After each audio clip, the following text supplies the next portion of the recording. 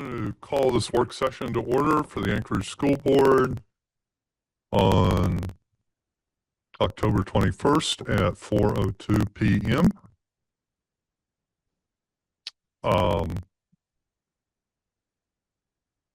We do have in the room Member Higgins, Member Donnelly, our superintendent. I see that President Jacobs is online, who is not feeling well and did not want to infect the entire school district or the public, so he's participating from home. And they're on, or okay, Member Wilson and Member Wessons are online as well. So with that, we do have an agenda in front of us. We are going to change the order and hear from AASB second, but lead off with a report on right sizing.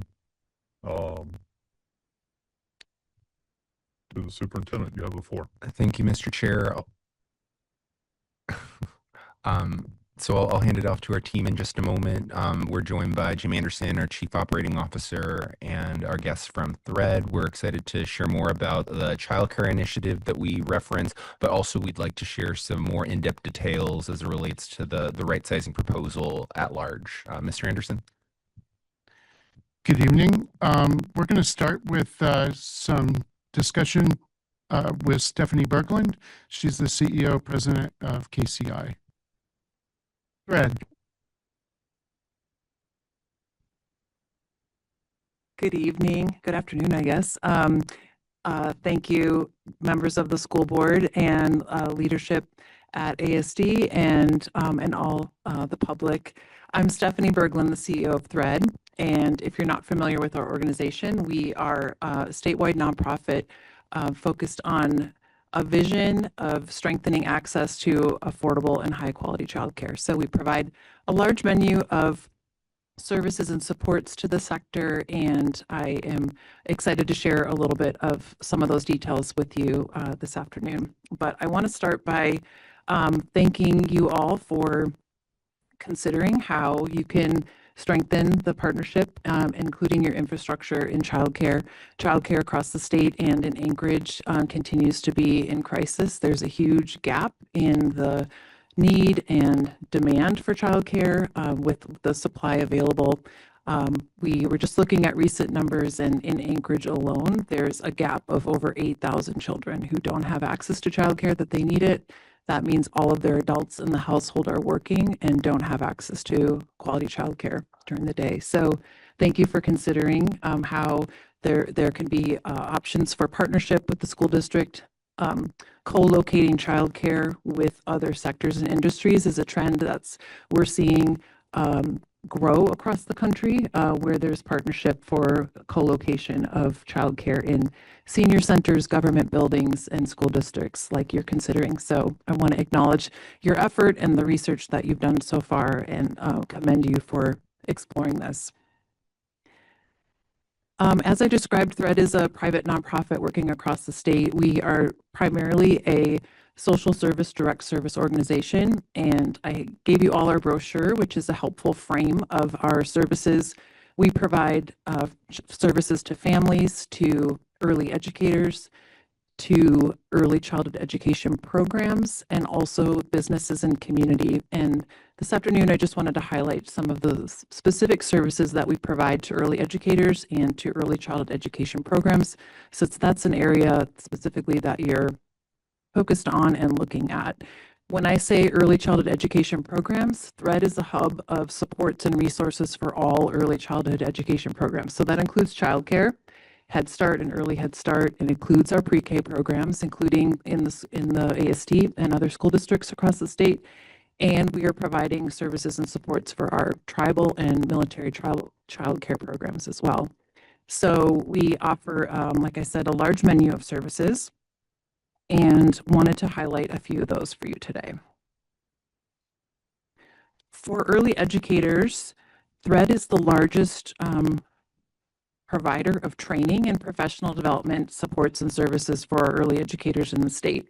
We provide free training and access to individualized supports to help our early educators through their professional development trajectory. you're the perfect audience to know that the number one indicator in a classroom of quality is the teacher, and that's no different in early childhood. So Thread works closely to offer targeted training and targeted technical assistance to our individual early childhood teachers across the state. So we do that through training, we do that through technical assistance and consultation. Teachers can contact us to ask about individual classroom support. We're often helping with teacher modeling in the classrooms. We're helping with maybe room arrangement or transitions. A large conversation has been more children showing up to childcare with challenging behaviors and needing additional support. So we're offering that technical assistance to teachers to help them feel more competent and confident in the classroom. To support their professional development, we also house and manage our larger system for early education development. That's called SEED. It's also in one of the flyers I provided for you. And SEED offers really a pathway for individuals to advance their professional development. What's great about SEED is we also often have financial resources available to teachers, so that helps offset their higher education costs.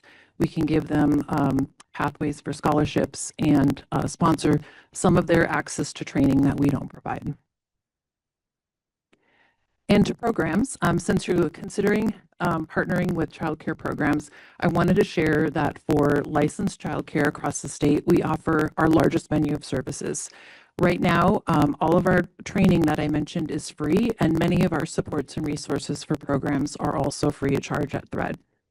Our largest area of service is, I mentioned that technical assistance for early education, but we also have targeted initiatives that we are offering annually on a short-term basis to help programs with their quality improvement. So based on maybe a program or classroom's goals, we're helping them with targeted training, technical assistance, and then connect that to financial support.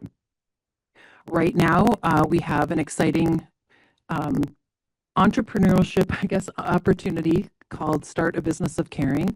And I also brought a brochure for that. The application, unfortunately, is only open until next week. But when we have funding available, it's a line of business we intend to keep growing and expanding at Thread. I mentioned at the very beginning of my remarks that we have a huge access issue for childcare across the state. So Thread is looking at how we can continue to raise money and resources to help more entrepreneurs start up childcare. The Business of Caring initiative is really focused on how we can help people work through the licensing process and achieve a licensed childcare status, and also the supports and resources and financial assistance available. So they're working toward, I think this answers your question, but they're working toward things like a certain amount of teacher training and some targeted training. They're focused on skills in administration like program management and HR. They're focused on some targeted activities and standards around family engagement and teacher-child interactions. So focused on kind of that social emotional development of teachers supporting young children.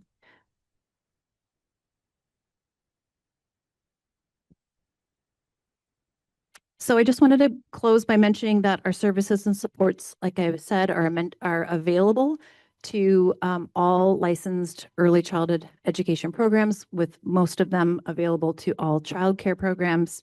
Of course, as funding and resources change and evolve, sometimes our different programs initiatives can be targeted to different classrooms, communities, or types of care. But really our goal in all that we're doing is try to strengthen and offer resources and supports to all of the types of care that I mentioned under the early childhood education umbrella. So I'm happy to take other questions or talk more about our services. Member Higgins? Thank you. You mentioned a significant need obviously for the child care. The question is, one, if we had the space and we had it, are we going to have people to actually move in to provide that? Staffing's an issue. And then the other one is location, where, is there a spread out, or do you have any idea within the city, within Anchorage, where the biggest need is at? And are we going to be able to staff it even if we had the space? How is that going to play out? Thank you for your question. Those are the right questions to be asking. Answer your second question first in terms of location.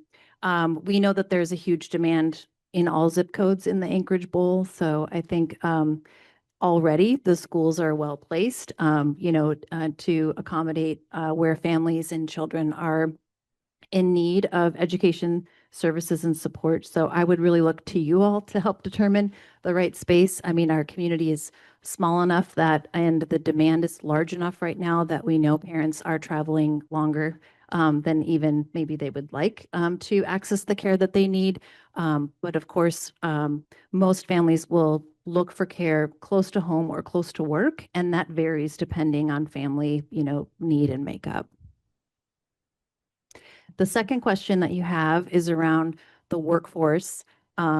That is a fair concern. We have a huge shortage of the early childhood workforce right now. Part of the supply problem that we have is even of the existing childcare programs that are open, they're not all serving their full capacity that they even have space for because they can't recruit enough teachers, so they can't open all of their classrooms. So the recruitment and retention, as I know you all are familiar with, even of K through 12 teachers, is a huge issue in early childhood. Early childhood teachers are making an average of just under $18 an hour in Anchorage, and most do not receive comprehensive benefits. So it's a competitive market when it's a high skilled, high labor, and it's a hard job caring for babies and infants and toddlers. And it's one to recognize as a profession, and the pay and benefits often is impactful for that recruitment and retention. So that is a concern. I think the workforce and how we can support more entering and staying in the workforce is something to consider. So when we first started looking into whether this was even possible, one of the thoughts was if they could get out of really expensive leases and go into our schools where their overhead costs were lower, that they might be able to pay a little bit more, just like we try to do with student nutrition, bus drivers, all of those others that we finally were able to overcome all the vacancies we had because we finally were competitive in the market. And so, I have had 4 childcare providers already reach out to me personally. So I know there's interest. They want to ask a lot of questions. And frankly, a little over 2 years ago, when I met Stephanie the first time, we knew that we didn't have anybody on staff that really understood childcare. And so I talked to Bill Pop at the time, went to the Muni and talked to their childcare department, and both of them said, you really need to talk to Thread.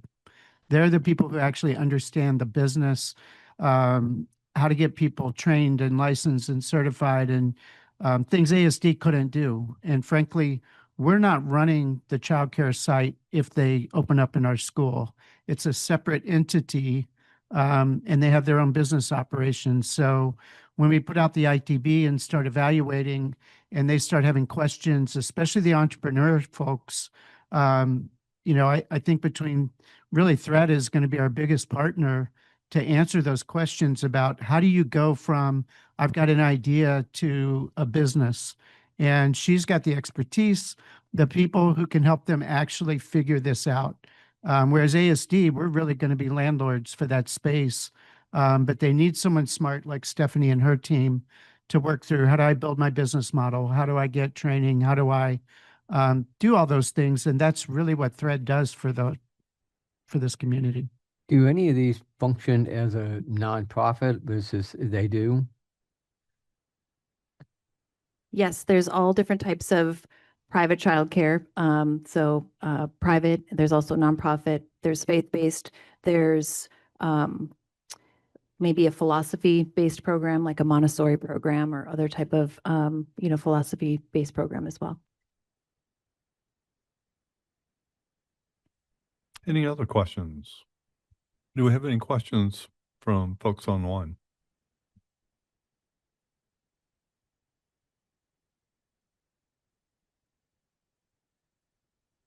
Seeing none, thank you very much for your presentation.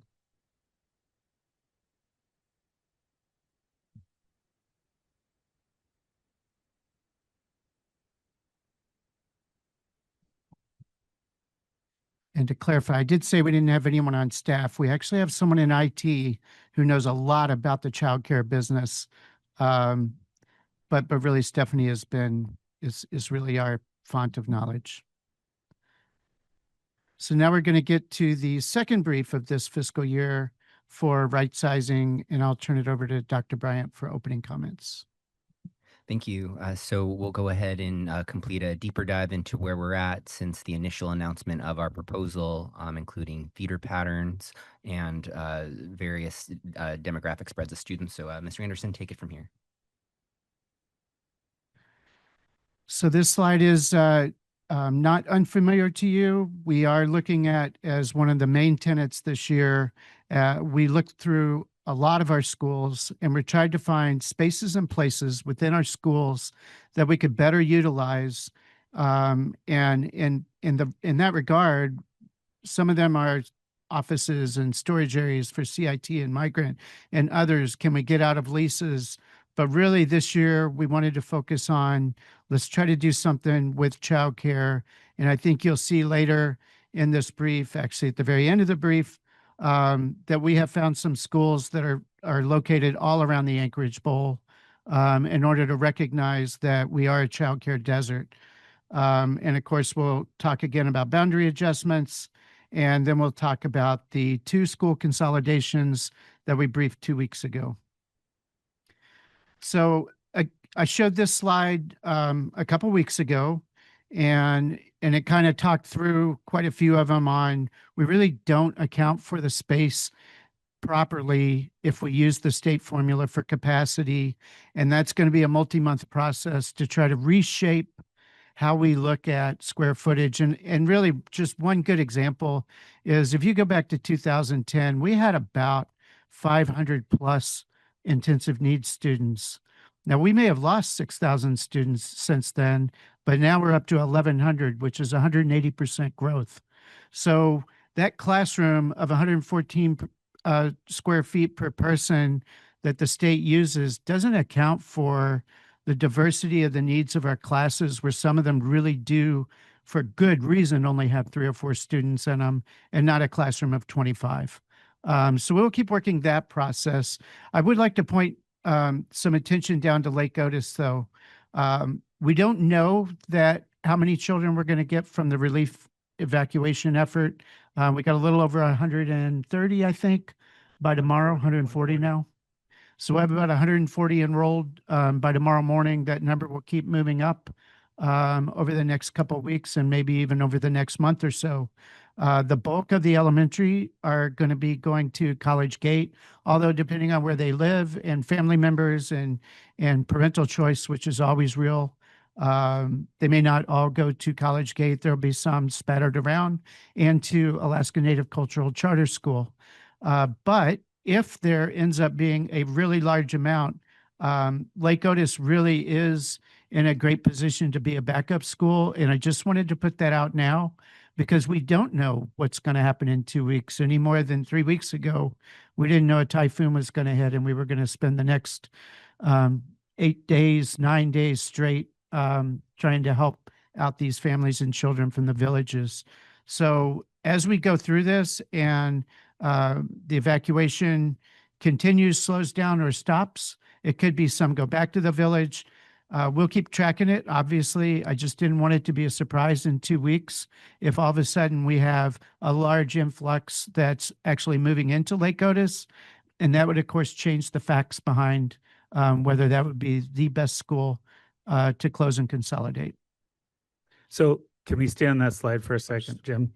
One thing I do want to point out to this slide with the capacities is 3 of the schools that we're going to talk about of receiving some of the students are in the top 5 of lowest capacity schools. And sometimes we don't talk about what those receiving schools capacities are, but we will be talking about Ocean View, Alpenglow, and Eagle River here in this brief today. So looking at the first, and we went over this the last time, so I'll kind of go through quickly.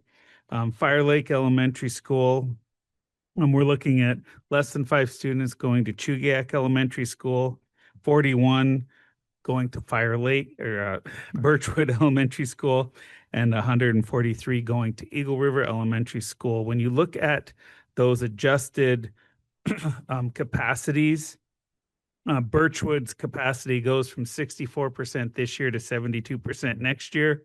Chugiak Elementary's, it goes down because there's so few kids going, and we have the loss of students over time. Eagle River Elementary School goes from 57% up to 84%. So those capacities, especially with Birchwood and Eagle River, go up substantially.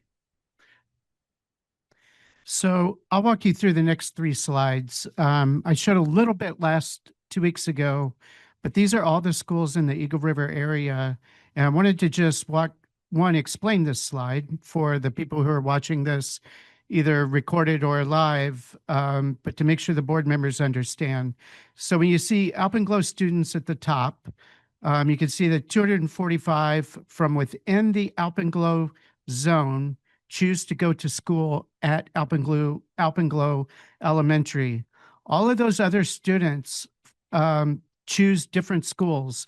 They're in the Alpenglow zone, but 3 of them are going to Aurora, and you can go all the way down and see that 20 are going to Ravenwood.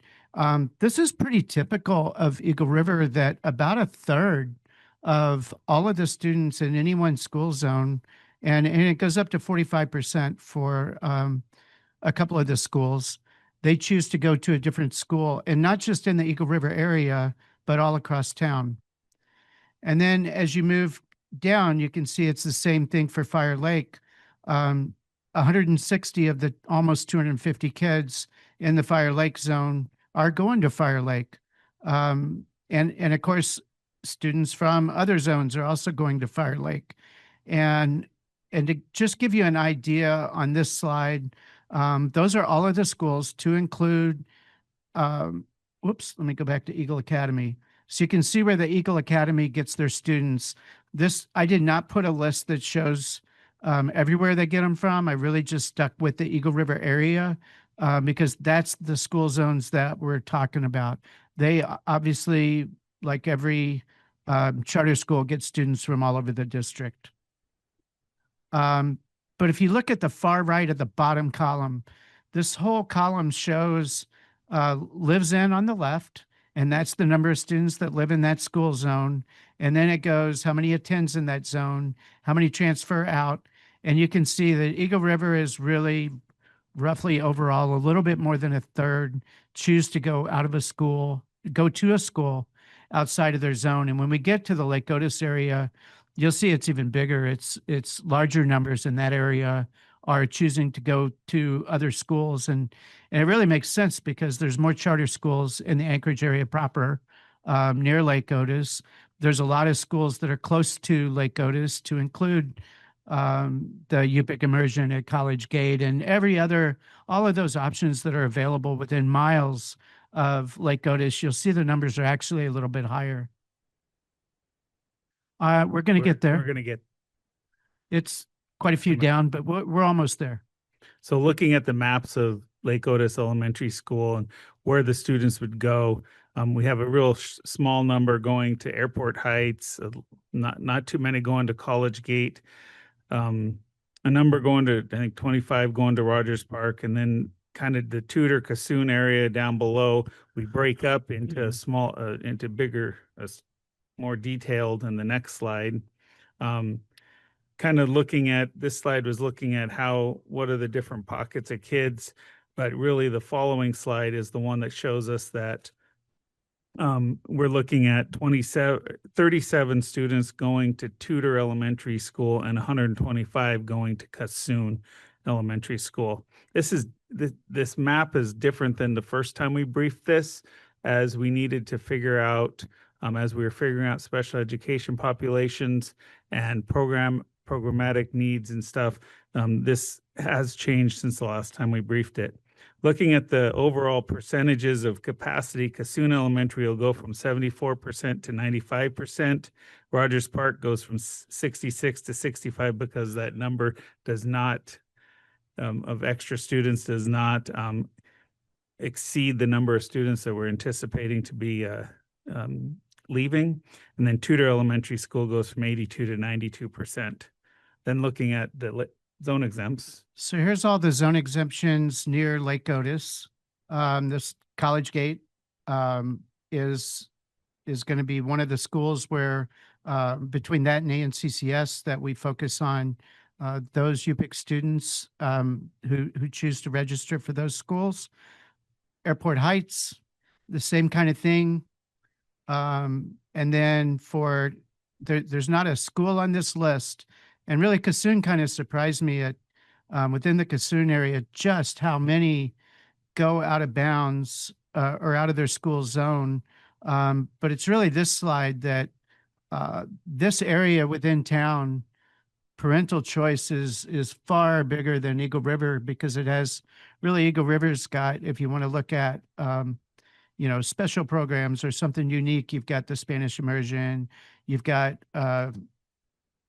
Birchwood, and you've got Eagle Academy. But in this area, they really are going out of their zone at rather large numbers. They're also taking kids in from all of the other zones around them, which is why they have the enrollment that they do. So now these next slides, Jason Halasny, our Director of Special Education, will go over kind of the special education ramifications of each of these closure recommendations. All right, thanks, Sven. Good evening, Dr. Bryant, members of the board. Again, my name is Jason Halasny. I'm the Director of Special Education Instruction. These are just a few high-level factors to share, just to kind of set the stage here.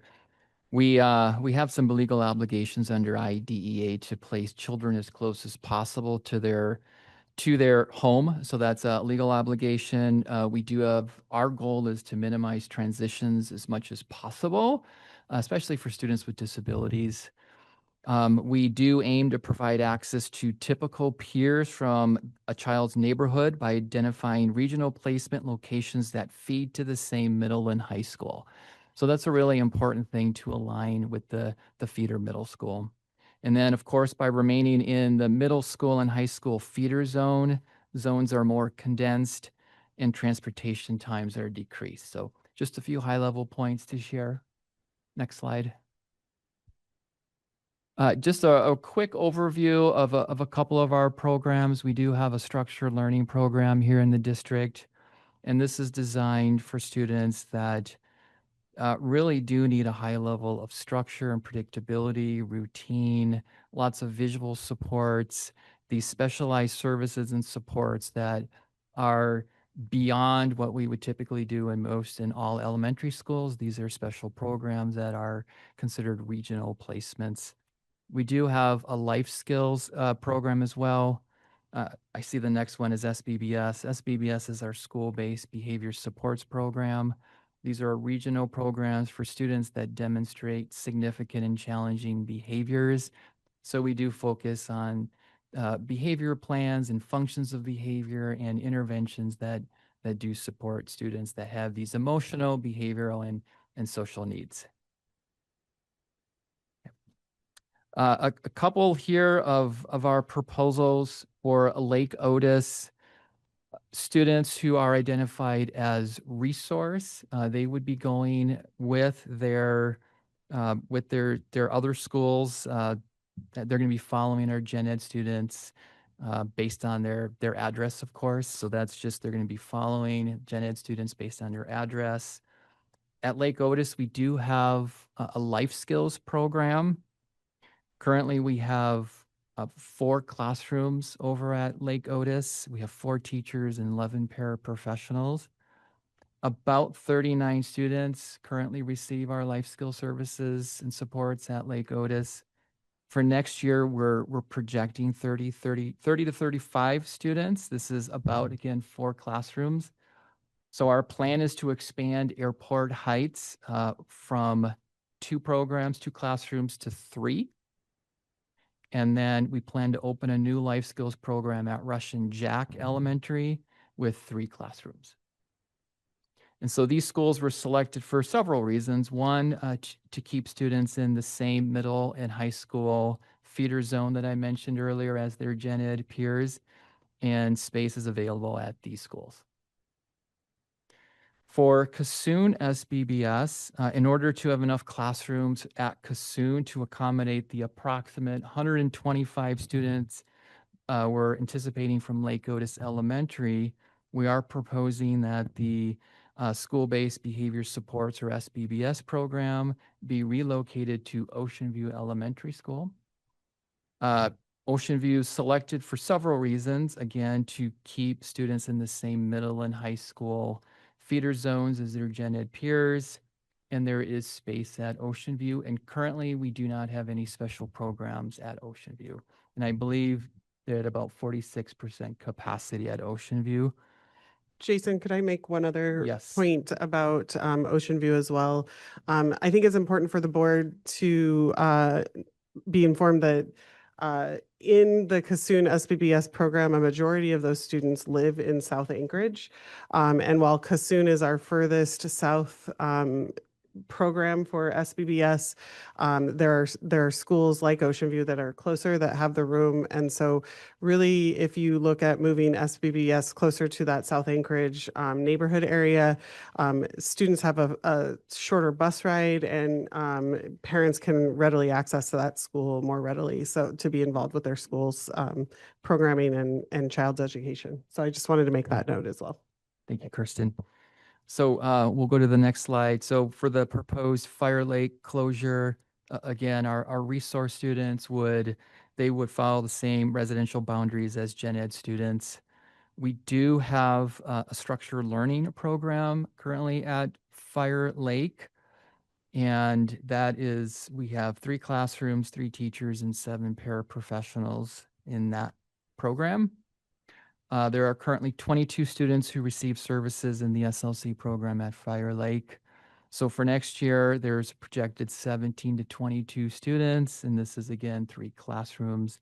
Our proposal, our plan is to relocate the SLC program from Fire Lake to Birchwood ABC. And then for Birchwood ABC, they currently host a life skills program, 3 classrooms, about 16 students, and we would be relocating this to Alpenglow Elementary School. And some of the reasons for this is to align the life skills and structured learning programs with their middle school feeder zones, which kind of goes back to the alignment that I mentioned earlier. So students in the new Birchwood SLC program will be able to transition with their gen ed peers to Mirror Lake structured learning, as Mirror Lake Middle School is the only middle school in Eagle River Chugiak area to host an SLC program. And then for the new Alpenglow Life Skills program, we will be able to transition with their gen ed peers to Greening Life Skills, which is our regional life skills program in that Eagle River Chugiak area. So it aligns much better.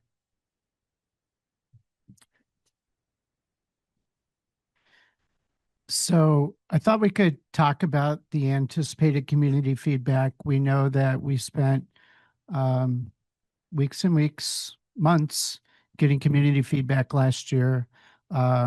We know that no matter which school you pick, to the people that work there, go there, live there, it's always going to be the wrong school. It has been the last 3 times we have talked about closing and consolidating schools. But there's also going to be a lot of public comment. And of course, we have the community conversations. So I think I briefed a couple weeks ago about the new housing in the Eagle River area. There is new housing being built. I talked through that over the next several years, there will probably be 138 houses if the construction continues. In and around the Fire Lake building, most families have reduced down to 1 child per family.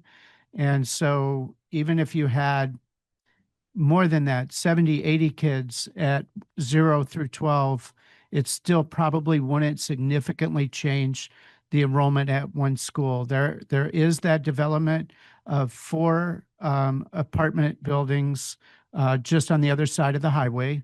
One of them has been built with 19 units. Those are 2 and 3 bedroom apartments.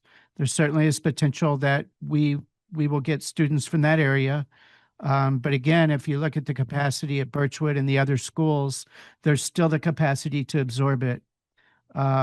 There's going to be curricular concerns about anyone going to an ABC school if they didn't want to go to an ABC school. And as you saw in the charts around Lake Otis, where 50% almost of most zones choose to go somewhere else, and in the Eagle River area, 30 to 45%, that trend will continue, and parents will continue to make choices based off what's best for their families and what's best for their children. But it is true. It's a different curriculum. It's great for some. It's not as great for others. But I don't suspect it's going to markedly change the percentage of students moving from one zone to another, as we see all over this district. We heard a lot about moving the SLC program last year, and I know we're going to hear it again. People will talk about, well, we could reboundary and close a different school. That's true. You could take any group of schools and say, well, let's change the boundary around any one low capacity school to bring all the other families in from the other boundaries. But what we're going to see is that movement, that parent choice of 30 to 45% in the Eagle River area and 40 to 55% in the part near Lake Otis. And parents will continue to choose, regardless of where you put the boundaries, where they really want their child to go. So thinking that you can keep your school safe by changing the boundaries and closing a different school, it may not actually change the number of kids enrolled in your school all that much when you see such a high volume of parents choosing to go outside of zone. And then the Eagle River Elementary School, I have sat there many times this year and looked at morning traffic and afternoon traffic. That was brought up last year. Honestly, they're doing a great job there. I think over time, parents have figured out how to get their kids in for the optional program at Eagle River Elementary. And if you go back to the Fire Lake charts earlier in the game or earlier in the brief, you'll see that, you know, almost a few dozen from the Fire Lake area are already going to Eagle River Elementary. Now they're going to get a bus if the board chooses to close that school. So you're actually going to reduce the volume of cars from that perspective. So I do expect these to come out again, and just wanted to be open. They're all valid from the person's view that says it. They definitely don't want their school to close. We talked to their staff. We've talked to their community for a long time last year, and I suspect all of these will come up yet again. And then if you look at Lake Otis, just as we saw with the closure of Lake Hood, I suspect that some people may not want any type of program that's not their program coming to their school. That will always happen in Anchorage, all across the district. When we closed down Mount Iliamna on base, because a lot of parents, frankly, couldn't get on base to see their kids in school. That was one of the reasons why we closed Mount Iliamna. There were areas that weren't happy that we were standing up new programs, and I think that will continue. Lake Otis is a Title I school. We're looking at their economically disadvantaged numbers, and by the time we have the community listening sessions, we'll be able to have a much better analysis as to whether one of the receiving schools might change to be a CEP school or change its status in some other way. Lake Otis is also an after-school program for 21st Century, and of course, for those families that use it, it's important. But I will say that the other schools are not that far away from where Lake Otis is, or we would not even have brought that name up. You know, I think 4 years ago, whenever we first started talking about closing schools, we talked about how you pick an area where hopefully there's multiple schools in a small radius or a small diameter where you can easily move kids from one school to the other. I mean, you can look at Aurora and Orion on J-Bear where you can physically see the other school, Ursa Minor, Ursa Major, very close together. All over the east side of Anchorage, we've got lots of schools very close together.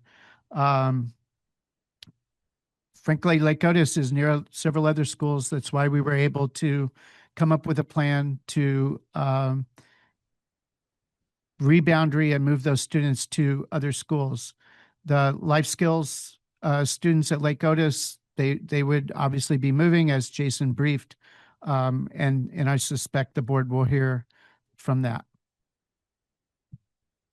So moving to another part of this right sizing this year, and that is relieving some stress over at Romig Middle School and West High School and changing a couple of boundaries. The first one that we did last time, we'll just kind of go over them again, is just south of Tudor Road and west of the Seward Highway is a small group of students that are in the traditional Rogers Park elementary zone that go actually to Romig and West, whereas everybody else that are in the neighborhood school goes to Wendler and East. We are proposing to move that group of students over to the Wendler and East boundary. And then the second one is the north half of Taku Elementary's boundaries currently go to Romig and West. Now that 76 has an access underneath the Seward Highway, we're proposing to take that group to Hanshu and Service, which is a shorter bus ride. Looking at enrollments for the Hanshu, Hanshu will go up from 799 to 831 for next year. Wendler will go up to 644, but Romig will lose.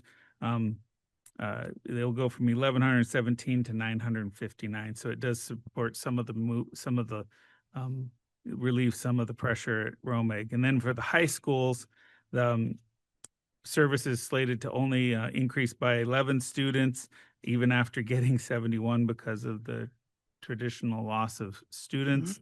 And Betty Davis East Anchorage High School is actually looking at increasing by about 36, and West will lose about 67 students. So it does relieve some of that stress on those.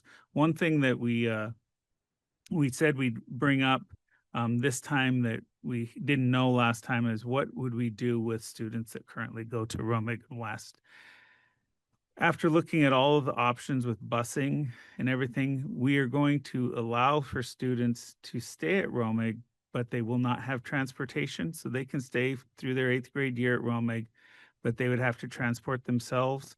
And that is also the case for the high school. Whereas when we've done other ones, such as Diamond Estates, where it was one particular spot and it made sense and easy, and it was easy to bus one group of students, it's not that easy. We will continue to look at that, but at this point, we'll allow a student that started their schooling at West High School to stay there, but right at this point, we don't have an option to be able to have busing, bring those students to West High. And also another thing is that any student that moves in high school to another school because of boundary changes gets automatic athletic eligibility at the new school. So that is an area that we would not want to lose for those students. Now, we are going out, and I don't think we don't, do we? Oh, yes, we do. Okay, that's it for that part. So we'll get to the next part. Okay, so we identified a number of schools all around the Anchorage Bowl to include the Eagle River area that are very well suited to be able to hold a commercial childcare operation with some renovations. Depending on the ages, and we wouldn't know right now, depending on the ages, what they have, it would be different bathroom configurations, different changing table requirements. As we submit, if the board approves this plan to move forward, as we submit an ITB and we find out what operators are interested in doing and what ages and what hours, then we'll have to look at each school independently and determine what changes would have to be done. But all of these have a door where you can make it its own private entrance to that operation. You could put a wall up somewhere to segregate it. If you do that, it would, even by the current deed rules, take that square footage off of our the list, and it wouldn't count against us for getting major maintenance grants. It could be that this list changes over time. I have Can you- had can you- 4 childcare operators already try to, yes. Member Donnelly? I didn't understand that, we would wall it off so that it was separate from the school, but it wouldn't affect the deed calculation for maintenance. Oh, no, it would reduce that square footage. It could be a door, right? It's a wall by deed, like something that segregates Yeah. that space, but it could be a door, like we're So putting in at but it Fairview. would reduce the It eligibility for would, deed. it would help us on the major Yeah, I maintenance thought you grants. said the inverse. It's not enough, though. We've got to go that extra step and get those special ed classrooms and all the other things that we use schools for to also count, I think, for us long-term. So we'll continue down that capacity road, but we won't be able to get there in 2 weeks, obviously. But this is what would go out in the ITB for these 5 schools. We'd put the square footage in, we'd put the parameters of what we expect them to come back with. As we start evaluating bids and looking at things like that, we're obviously going to reach out to experts like Stephanie to help us understand the business lingo, what exactly they're asking for. We have already spoken quite a few times to the municipality, and the childcare director office there is willing to help us as well. And this is going to be a very methodical, very intentional to get the buildings modified, just like we're doing at Fairview. Fairview, we went through step by step, very methodical. The design is almost done. The renovations will be done by probably sometime between March and April. And in May or June, they'll be moving their operation into Fairview Elementary School. They'll have their own separate entrance. They've got doorways that segregate that square footage. And I think working with KCI has really helped us figure out how to do this bigger with more schools. So a year ago, almost in December 17th, the board directed us to come back with more school closures. The board directed us to look at boundaries. And I think this brief gives a good overview, one of the directive we were given and where we're headed, I hope, with childcare operations in our schools. And I see a hand up. Yeah, President Jacobs has a question. Thank you, Mr. Chair. Could the team explain what level of capital investment is required to modify these buildings into co-location spaces? And where do we picture getting those funding stacks from for future buildings? Sure. Well, it depends on the building. If you go to Chugiak High School, you'll see that they've already got water pipes in the area very near all of these classrooms. Depending on the ages, they may or may not need a bathroom in that room. If they do, we would have to put it in. If you look at what we're doing at Fairview, work through AC to get a grant, which covers a good chunk of the construction. And I think because we have such a friendly local government and that committee specifically, once we figure out the costs for these, we're certainly going to look at that as a possible source, because we're not just doing this for Anchorage School District employees only.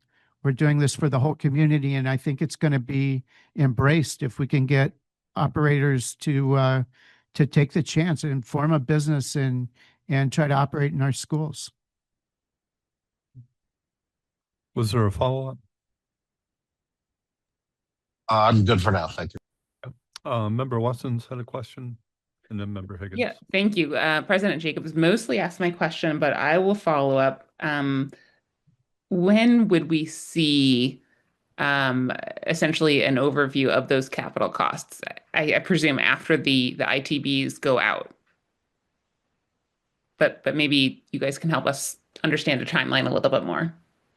Actually, it would be after we receive the bids from the prospective operators and we look at what they're looking for and the age groups that they want to primarily operate around.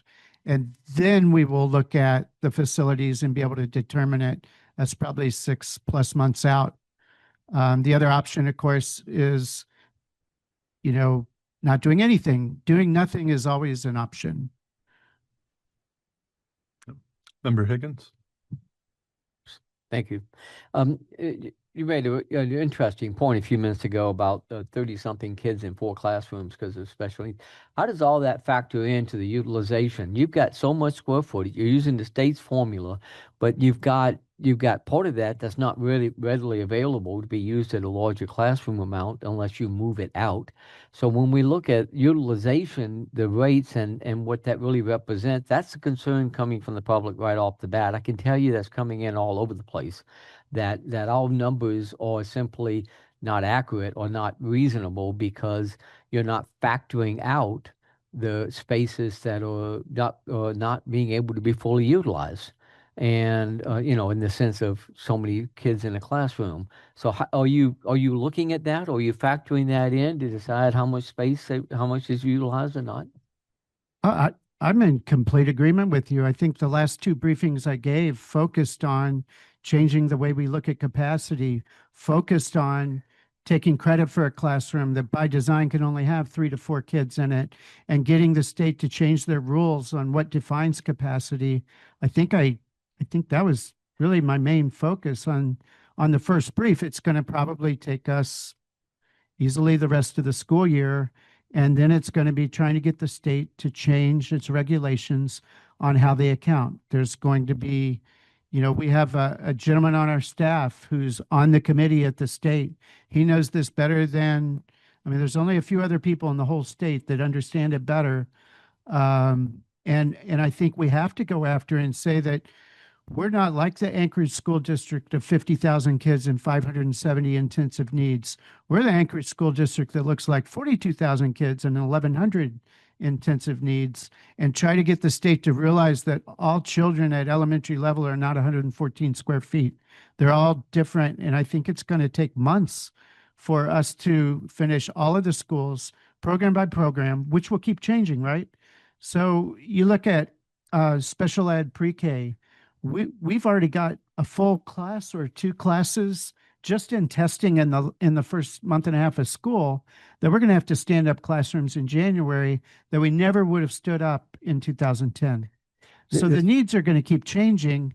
And so schools need to be defined by each individual program within the school and the limitations of each program on what that means for capacity. But we can't, there's no chance we'll get all of the work done and approved by deed and change the regulation in 2 weeks. That's not going to happen. I'm looking at this saying, okay, now the state has its formula to say how much space you can have and the like, I understand. But how does that compel us on how we decide whether a school stays open or not, or what we do? I don't see where we're compelled on that. And I think when we're looking at decisions, I remember the proposal with Bear Valley. It's low, and it's being utilized all over the place. We've got other schools out there, and that's what I'm hearing, the public feedback. You asked about that, I'm hearing it, okay? It's loud. And one of them is you don't factor in the utilization rate in a way that's reasonable, and yet you want to target a school, this neighborhood, and when they're Title I schools, the parents around there are going to be much more participating in that school than they will if it's removed. So you're going to impact what they want to hear is the pros and cons, and they're not hearing the cons as much. The cons are that these parents are not going to be as engaged with the kids. The outcome will not be as good if the parents are not involved, if we don't get that type of involvement. And Title I is more in a category of transportation is more of a challenge. Well, we did go through every elementary room, room by room, and look for space that was being used in the best possible way. So you could go to an elementary school that's 50% capacity, and they would put something in 5 or 6 different rooms that in a normal elementary school you wouldn't have. And I'll go back to Lake Hood. When we walked through Lake Hood, there was one room that had several basketballs and some other gym equipment and a desk for a PE teacher because they had the space. They truly were our lowest capacity school. And all around that school, you saw rooms where they put something because they could, not because any other elementary school would have something in there. And I go back to what I said up front. You're right. Any school we pick is the wrong school to somebody. And the con is if you go to that school and you love that school and you work at that school and you live near that school, that any other school is a better choice. But the board directed us on December 17th to come back with more school closures. I will say that I voted for that because I wanted that recommendation of a school to come to us early, not late, so that we would end up reviewing and deciding on it in an early thing. Not because I'm committed to closing the school, but because we didn't want to go in with the last minute again, like we did last year, so late that we wanted to do it early. That was a recommendation. I don't remember who it was from. I thought about it and I didn't want to wait. So they wanted a school closure. They didn't say you have to have more, but just a school closure. Come in early so that we can review it. Not that we were committed, that we wanted to know what school we're going to close. We're going to decide that based on it. We're the voice of the public. And I can tell you the voice of the public is loud on both of these schools. And I'm visiting, I visit the schools, I visit the ones that they're going to be going to. Because I really want to understand and walk through it. And I'm telling you, the utilization is an issue, and that is something that's I just don't see it's calculated. And then parental involvement with these schools gets impacted when you don't have the, particularly for Title I, and that's probably a big issue. I do want to remind the board we don't have any items on our executive session agenda, so we will run into that time. Because we still have another presentation in the work session. President Jacobs, your hand was up. I just wanted to make sure we extended our work session formally to hear the other agenda topic. Thank you. Without objection, we'll extend it. Other questions from the board? Seeing no hands. We did have one more slide. I wanted to make sure we get this on the record of our different community convenings next week. Okay, please continue. On Monday, the 27th, there's a joint advisory committee. So the MECAC, the SEAC, and the NAC committees will all be coming together on Monday. On Tuesday, we're going to have boundary meetings at both Wendler and Hanshu at the same time. And then on Wednesday, we're at East High School for a community convening regarding the right sizing and the closures. And Thursday, we will be at Chugiak High School. And then Saturday, next Saturday on November 1st, we're going to be here. All the other meetings are at 6 o'clock.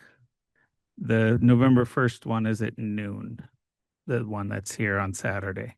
So I wanted to make sure everybody saw that we have those by at 6:30. that they were at 6. It's 6 to 8, I believe. 6. Okay. Can I? Member Jacobs? Oh, okay, sorry. Member Higgins? Yeah, I'm just going to request that if we can get Americas to send out a list of all those meetings so I can put it on my calendar. I didn't scribble it down. I'm going to screw it up. I admit that. But I would like it on my calendar added. Thank you. Right. Okay. Thank you very much. We will move to a presentation from ASB via Zoom. Ms. Gasgreen, if you're online. I please. am. Thank you. Thanks for making space for ASB on the agenda tonight. Mostly our intent of this is to connect with school boards to make sure they understand the grant partnerships that we have working with each district. So we've been just reaching out to different school boards, and I hope that you'll find it useful. I have a couple slides here that I'm going to share. I also sent the link to Mr. Jacobs. Actually, it is not letting me share my screen. Would I be able to put the link in the chat and someone would be able to share it on that side? That work? I'm hearing yes. Excellent. Okay. Well, there isn't a chat, huh? because I'm in presenter mode. Who should I get that to? Okay. Just when we think we have the link. Yeah, I think you have the link. Thank you for doing that. I'll get started while that's working in getting that going. Appreciate whoever's helping on the technical side there. My name's Lori Grassgreen. I'm the director of our Conditions for Learning team at AASB. Currently, we have 2 grants right now with the Anchorage School District. One is the Alaska Family Engagement Center grant, and the other one is called Alaska Strong, and that was recently just funded again. It will have a new name. I think it's called Thrive now, but it's the same work there. So I think in the Anchorage School District, the program is called Atout Chikung. And so I wanted to tell a little bit about the Alaska Family Engagement Center. It's a QR code that takes you to the website with the resources for family engagement and for educators, and to sign up for spotlights around family engagement events. So in listening to your previous conversation, I already hear the passion in folks' voices that you already understand the connection between family involvement and the outcomes for students. And so the purpose of this goal here, you can move the next slide, unless, yeah. Thank you. Just about really building true partnerships between families and schools to drive student success. And sometimes we talk about that really generally, but what we've been trying to do with the Alaska Family Engagement Center is kind of to dip into different areas of family engagement and community engagement. So maybe linking that to learning in particular areas. Maybe it's around literacy, maybe it's around post-secondary. So we'll talk a little bit more about that partnership. And we could, thank you. There are a lot of different districts there in that purple box that are partnering with us. And we have, obviously, we're trying to reach families and students, and we have a family advisory board, and some of our statewide family advisory board members are from Anchorage. So I just wanted to make sure you knew that. Keep rolling. So with AFEC, we have a lot of different offerings. We have done some family partnership foundation trainings, some community dialogue or cafe trainings. I know that we've tailored some different conversations around post-secondary, and we're working on SEL and family. And I think that Anchorage over time has reached out on a few of the different trainings. Karen Halpin, who used to work in your school district, who works for AASB, has helped with a few, and Emily Ferry. And then we also have, in addition to training and tailored supports like that, we also have some mini grants. And so I'll talk a little bit more about that in a few minutes here. So I'm not going to talk too much about this, but like I said, we have a few 5 Anchorage family members that are on the Family Advisory Board. We have a lot from Western Alaska and Northern Alaska, and a couple from Southeast. And we have one Anchorage School District staff member that participates in the Family Advisory Board. And that Family Advisory Board really guides us around some of our statewide needs, some of the gaps that we're seeing, sometimes if there's resources that are needed. So you have an in if there are like resources that you're wanting around family partnership. So keep rolling. And I know some of you were able to participate in the Tribal Consultation and Education Day that we hosted as a part of our Spring Boardsmanship Academy. And we had tribal partners that attended. Hopefully, for those of you that attended, you received this book. It's basically the harvest of what came out of that conversation, of what folks were saying were some of the next steps and big chunks to do that tribal consultation work. And as part of the Alaska Family Engagement Center, ASB can support some of that tribal consultation work if that is of interest. So, and there'll be a little bit more about that at annual conference. So for those of you that will be there around that. So we also offer mini grants. It can be up to $20,000 for a school to apply. if they have a specific idea of how they want to work on family engagement. So far in Anchorage, the only one that's written a mini grant or a proposed one is ANCCS. And so I just wanted to get that out there. If you know of schools that are doing family engagement work and they could use some extra funds, it's a pretty simple process to access a small pot of funds there for that. So a lot of schools in your district have accessed our family reading night toolkits. I have a list of those so I could let you know which schools there are, but I think there's at least 6 schools that have accessed. They get the full kit, instructional, all the books, sometimes some other plushies or other things that go with that. And then we follow up and we do some coaching or brainstorming and just learning about how those toolkits were working. And we had some different topics in the kit, but we did try to keep them Alaska themed. And we had some that were focused on SEL and online safety.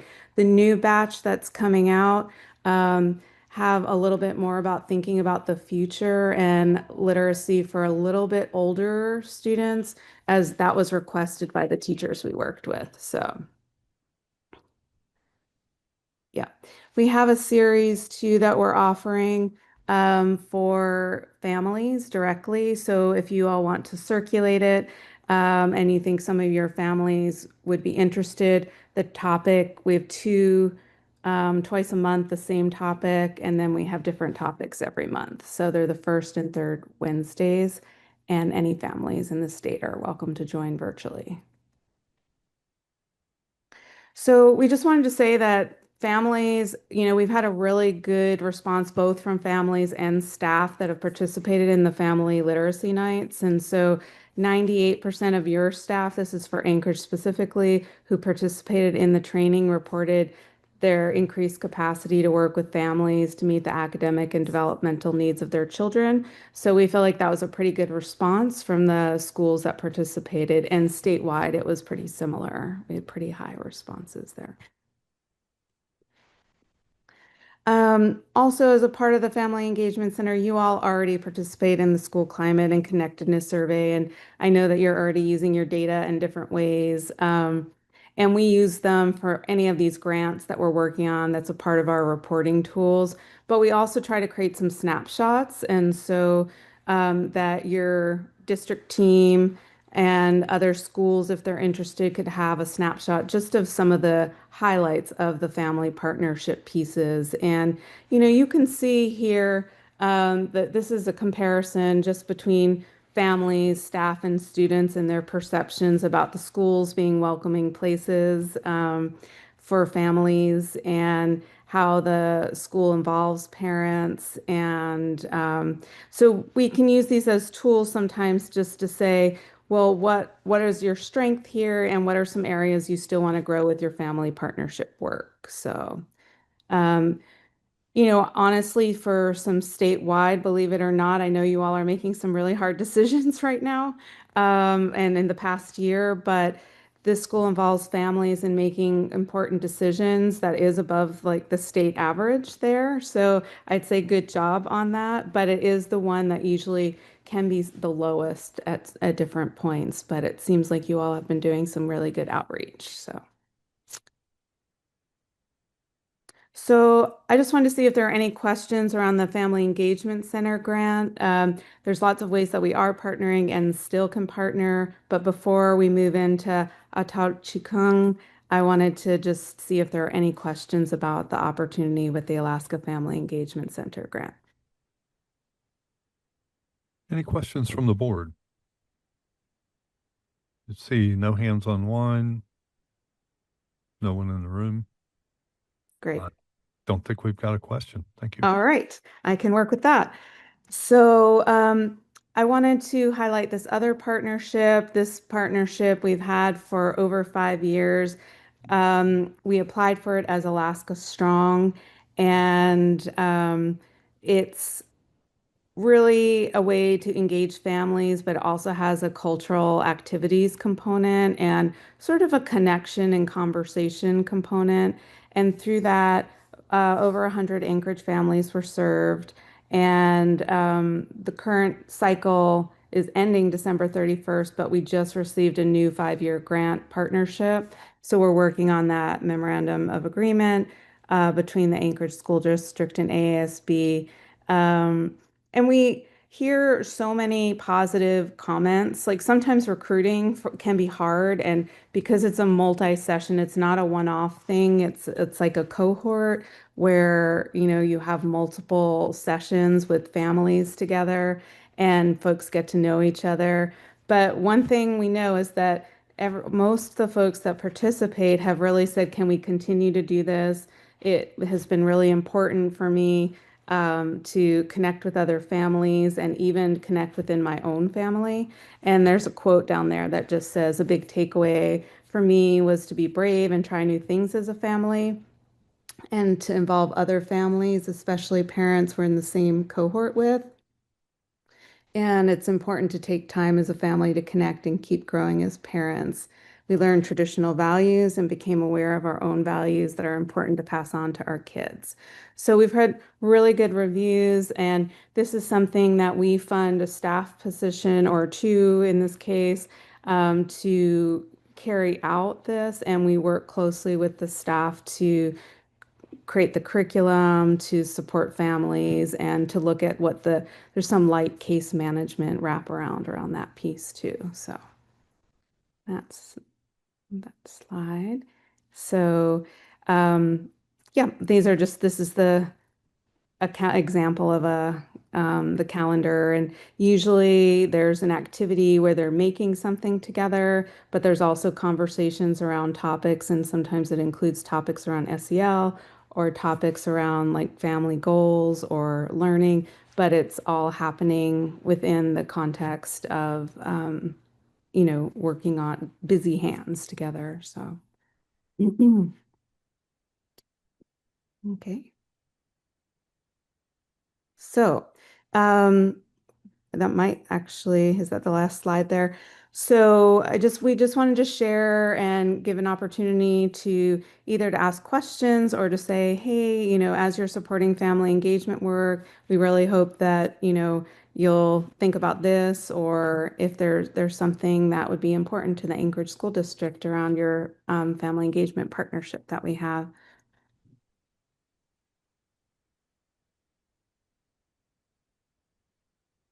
Any questions from the board? I see none at this Good. time. Great. The only other thing we wanted to say is that, you know, our hearts go out to all the families that have been displaced from Western Alaska, and we see that Anchorage is doing such a good job trying to welcome the families. If there are ways that we know that there's families that, you know, and students that aren't going to have any basic school supplies or, you know, other things. So we just hope that folks will be in touch. And if there's something that we can do in partnership with the grants to support families around that, we want to make sure that we're able to do that. So.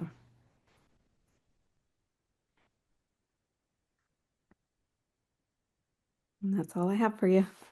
Okay. Thank you very much for your presentation. And yeah, we're working our way forward on connecting with all those families, figuring out exactly where they're going to be and how long they're going to be with us. So it's going to be an interesting beginning of winter.